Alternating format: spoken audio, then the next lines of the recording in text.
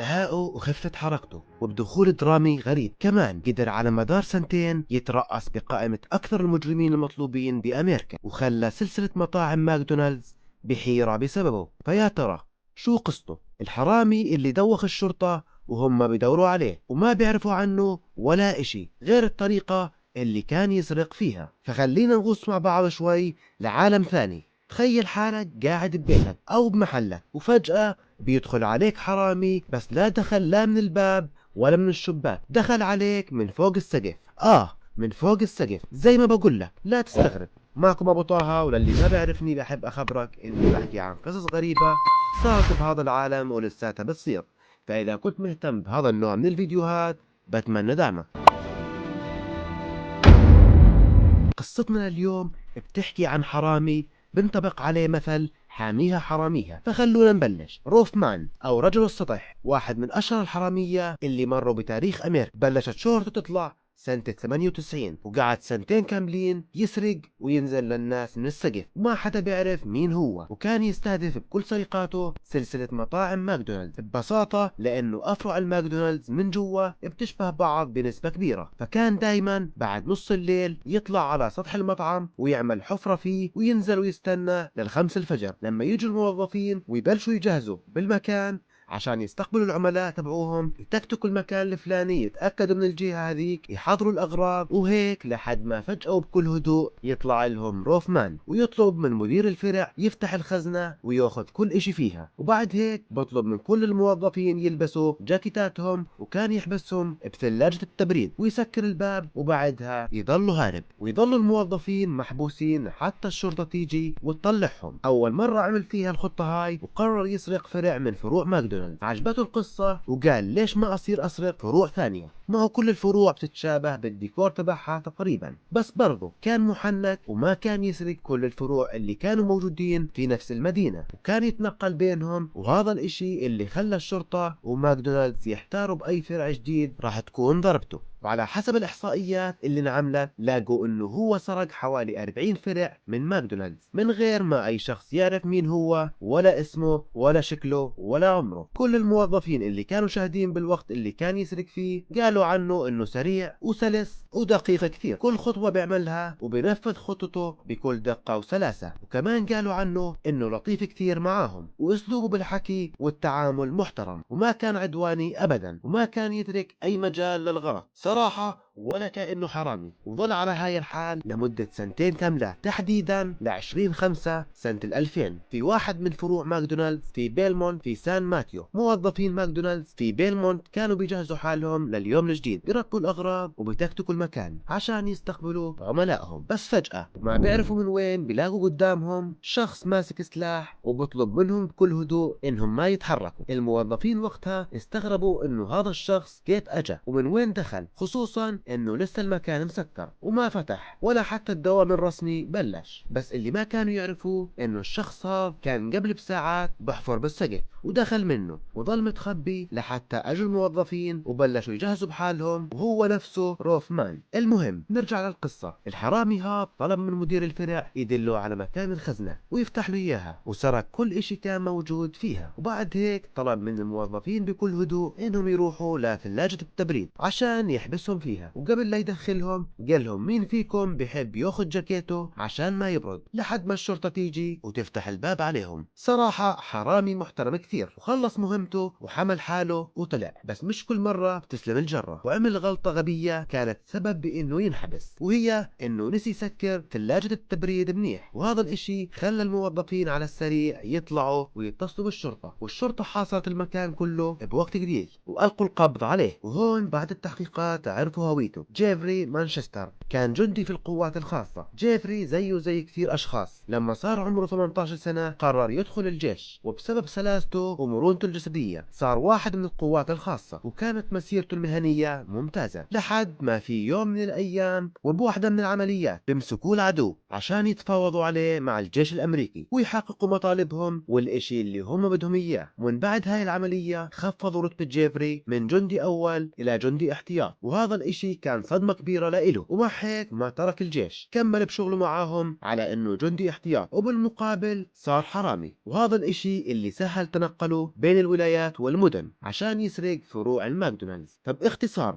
ضرب عصفورين بحجر واحد، وبعد هيك انحكم على جيفري بالسجن لمدة 45 سنة. وهاي كانت صدمة ثانية لإله، خصوصا انه هو لساته بأول عمره، كان وقتها عمره 27 سنة، وانتقل لسجن براون كريك في شمال كارولينا. ومرت 4 سنين وكان فيها حسن السيرة والسلوك، كان السجين المثالي وما كان يعمل ولا أي غلط صغير. وزي ما بنعرف انه السجين اللي ما بيعمل مشاكل بالسجن تتخفف عقوبته، بس بالمقابل ما كان بده يسكت على وضعه، وكان بينتظر أي فرصة لحتى يهرب، بس للأسف ما في طريقة. المهم بعد ال4 سنين هذول ما مروا، قدم طلب بالسجن إنه يصير يشتغل بورشة الآلات، وبسبب حسن السيرة والسلوك طول مدة حبسه وافقوا. وهون انفتح له باب إنه يكتشف السجن أكثر وأكثر. وبالوقت هذا كان في شاحنة للبضائع بتيجي على السجن تقريبا كل أسبوع مرة أو مرتين بالنهار حسب الحاجة. وكان جيفري شايف بهاي الشاحنة فرصة إنه يهرب، ويبلش يتبع للشاحنة هاي متى تيجي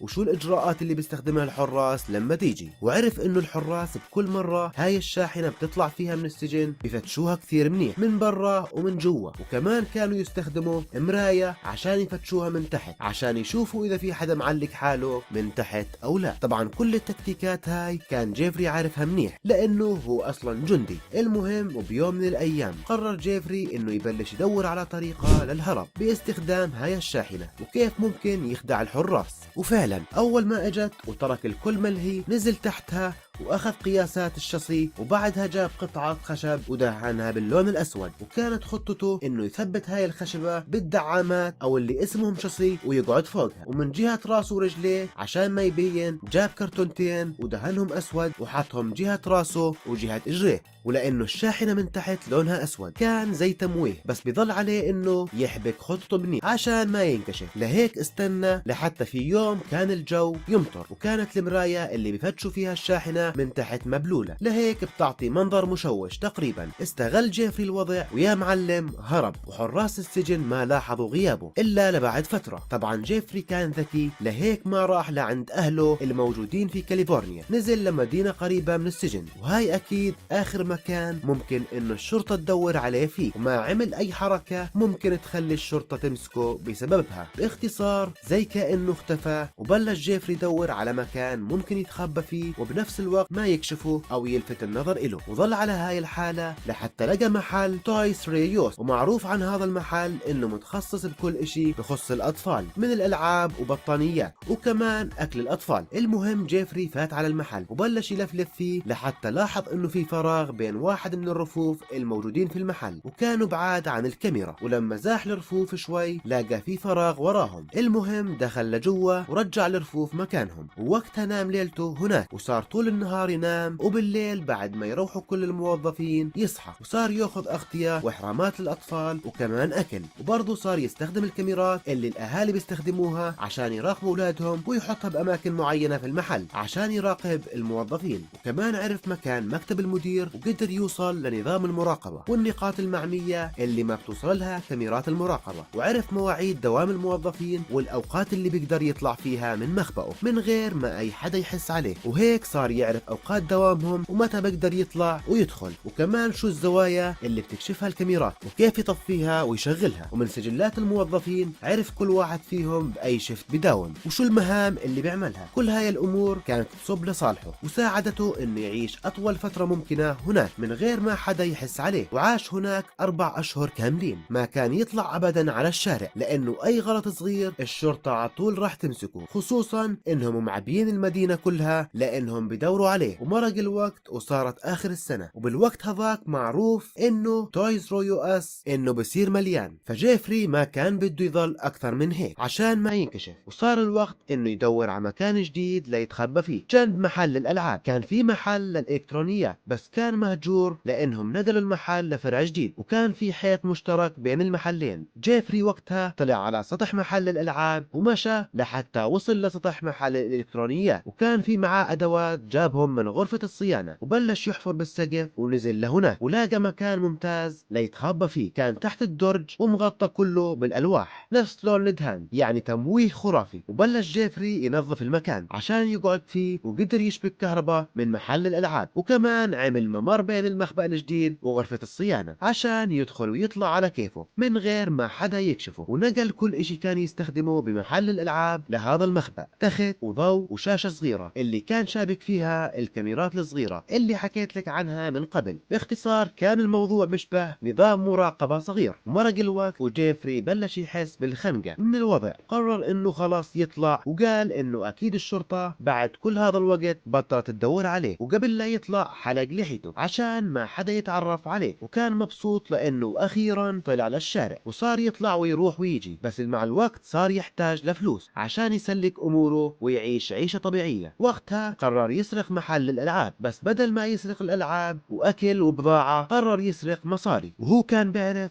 انه المصاري موجودين بالخزنة جوا غرفة المدير، فقرر انه العملية تكون عملية سطو مسلح. بس هو ما معه سلاح. بس بالفترة اللي كان يطلع فيها لبرا شاف محل ببيع اسلحة، واجا الليل وجيفري لبس قناعه، وعلى 2 الصبح حمل حاله وراح لمحل الاسلحة وعمل فتحة بالسقف وسرق 4 مسدسات، ورجع لمخبأه وب 28/11/2004 بالصبح بدري. وقبل لا يوصل الموظفين على المحل، جيفري جهز حاله ودخل على المحل. وبعد ما دخل الموظفين على المحل طلب منهم بكل هدوء انهم ينزلوا على الارض. بعدها طلب من المدير يفتح له الخزنة واخذ منها كل المصاري، وبعدين ركض لباب الطوارئ الخلفي. وهذا الاشي خلى جهاز انذار الحريق يشتغل، بس هو ما طلع من الباب، بس كان بده يوهم الشرطة انه طلع. بس هو رجع لغرفة الصيانة وللممر السري اللي من خلاله رجع لمحل الالكترونيات. وفعلا خطة جيفري مشيت زي ما بده، والموظفين رنوا على الشرطة وحكوا لهم انه طلع من الباب الخلفي. وصارت الشرطة تدور بالمنطقة اللي حوالين المحل، بس طبعا ما لاقوه لانه كان مخبأه بعد المصاري اللي كانت قيمتها 15,000 دولار تقريبا. وظل بالمخبأ كم من يوم لحتى هديت الامور، وبعدها رجع لحياته الطبيعية، يروح على المحلات والمطاعم هيك ما كان حدا شاكك فيه. وحتى انه صار يروح على الكنيسة وصار يتعرف على الناس ويعمل صداقات، وصار يسرق الالعاب من تويس رو يو اس ويعطيها للأيتام بالكنيسة. فنعرف انه هو فاعل خير وزلمة منيح. طبعا جيفري ما عرف الناس هناك باسمه، عرفهم بشخصية ثانية اللي كانت جون زارا، وكان مقرر انه يبلش حياة جديدة وينسى كل جرائمه. وظل يروح على الكنيسة وصار عضو نشيط فيها، لحد ما في يوم من الايام كان في متطوعة هناك اسمها لي ويزي. ما بنقول جيفري بلش يعجب فيها، وفعلا هذول الاثنين رتبوا لقاء مع بعض وطلعوا وتعرفوا على بعض، وصارت العلاقة تتطور بيناتهم. وبعدها بفترة جيفري خبرها انه هو عميل سري بالمخابرات، وانه هو جاي هون لمهمة، وانه صعب يحكي لها هو وين ساكن بالضبط، او حتى انه يعطيها تفاصيل عن حياته. وهي صدقته. طبعا القصة هاي جيفري طلع مخبرها لكل الناس اللي التقى فيهم بالكنيسة، والكل صدقوا وما حدا كمان تعمق بتفاصيله. وظل جيفري على هاي الحالة، وصراحة كان مكيف على هاي الحياة، لحد ما اجت فترة وقرف من كل اشي انه لمتى راح يضل متخبي بهاي الغرفة اللي هي محل الالكترونيات، وانه اكيد راح يجي يوم وحدا يرجع يفتح هذا المحل. لهيك قرر يعمل اخر سرقة بتاريخه الاجرامي، وقرر يمشي على نفس الخطة الاولى. بس حظه ما كان بزيادة، والعملية هاي ما كانت دقيقة مثل المرة الاولى، وعمل فيها غلطة كبيرة. وبلش جيفري يراقب الموظفين ويستنى اللحظة اللي يتجمعوا كلهم بنفس المكان، وبعدها يدخل على المحل ويهددهم بالسلاح. وفعلا صار زي ما بده وهددهم بالسلاح، وحكى لهم بكل هدوء ما حدا يتحرك. بس فجأة طلع له موظف من وراه، هو ما كان منتبه له، وجيفري خاف وهرب، بس نسي يفتح باب الطوارئ الخلفي. وبالمقابل جرس الانذار ما رن. ولما وصلوا الشرطة الموظفين خبروهم بكل اشي، وقالوا لهم انه الحرامي هرب لجوا وما طلع من المحل لانه الباب الخلفي ما انفتح ولا الانذار اشتغل. وبلشت الشرطة تدور بكل زاوية في المحل حتى وصلوا لغرفة الصيانة، ولاقوا الحفرة اللي عملها جيفري اللي بتودي لمخبأه السري جيفري بالمحل اللي جنبهم. طبعا كلهم انصدموا بغرفته السرية والأشياء اللي لاقوها بالغرفة، بس ما لاقوا جيفري لأنه هو كان يراقب فيهم، ولما حس حاله بخطر حمل حاله وهرب. والشرطة على السريع قدروا يحددوا هويته من بصماته اللي كانت على الأغراض الموجودة في الغرفة، وطلع نفسه جيفري مانشستر، حرامي الماكدونالد المطلوب واللي هارب من السجن. وبسرعة طبعوا صورته ووزعوها بكل مكان. بعد فترة الناس اللي تعرف عليهم بالكنيسة تعرفوا عليه من الصور، وعلى طول خبروا الشرطة وقالوا لهم انهم تعرفوا عليه بالكنيسة تحت اسم جون زارا، وقالوا كمان انه تعرف على وحدها اسمها لي وصارت حبيبته. والشرطة على طول راحوا لها وخبروها القصة من طقطق للسلام عليكم، وقالوا لها انه حبيبك واحد من اكثر الحرامية المطلوبين بامريكا. بالبداية رفضت الحقيقة وما صدقت، بس بعد هيك وبعد ما الشرطة وروها مقالات صحفية عنه وعليها صورته لما هرب من السجن صدقت وحكت انها راح تساعدهم، وقالت لهم انه المفروض تلتقي فيه الليلة. جيفري لهون بفكر انه الشرطة لسه مش عارفة هويته وانهم بيدوروا على حرامي مجهول مش نفسه جيفري او روفمان. وجيفري من حبه للي قرر يروح لها ويقول لها انه المخابرات كلفته بمهمة بمكان بعيد والله اعلم اذا راح يقدر يشوفها او لا. ولما وصل عندها بالليل ورن الجرس بتفاجأ انه الشرطة هم اللي فتحوا له الباب، وبثواني حاصروه ومسكوه. وقبل لا ياخذوه طلب من الشرطة انه يحكي مع حبيبته وخبرها انه هو اسف وكان بده يخبرها الحقيقة من الاول، بس خاف انها تتركه وهي ما حكت ولا حرف. وبمقابلة انعملت معاها سألوها عن الموضوع قالت انه هي ما كرهته بس مش قادرة تسامحه وانها زعلت منه. وبعد 7 اشهر من حرية جيفري المحكمة حكمت عليه بالسجن لمدة 47 سنة بسجن مشدد الحراسة. نسيت اخبرك انه جيفري كان اول شخص بيقدر يهرب من سجن براون كريك وما حدا قدر يمسكه على طول. متخيلين؟ بس يا ترى انتوا بتلاحظوا مثلي انه جيفري انظلم بالحكم ولا لا؟ خصوصا انه هو ما اذى حدا مش مثل مجرمين ثانيين كان حكمهم اخف مقارنة بالمصايب اللي عملوها. بالنهاية كل فاسد بالارض راح يتعاقب، اذا ما كان في الدنيا راح تكون بالاخرة. وما ننسى انه النصر حق آتي لا محالة، فاللهم غزة. وهاي كانت قصتنا لليوم. إذا عجبك الفيديو لا تنسى تشترك بالقناة وما تنسى اللايك والشير وتترك لنا رأيك تحت بالتعليقات، وبنشوفكم بفيديو جديد وقصة غريبة جديدة. إلى اللقاء أصدقائي، في أمان الله.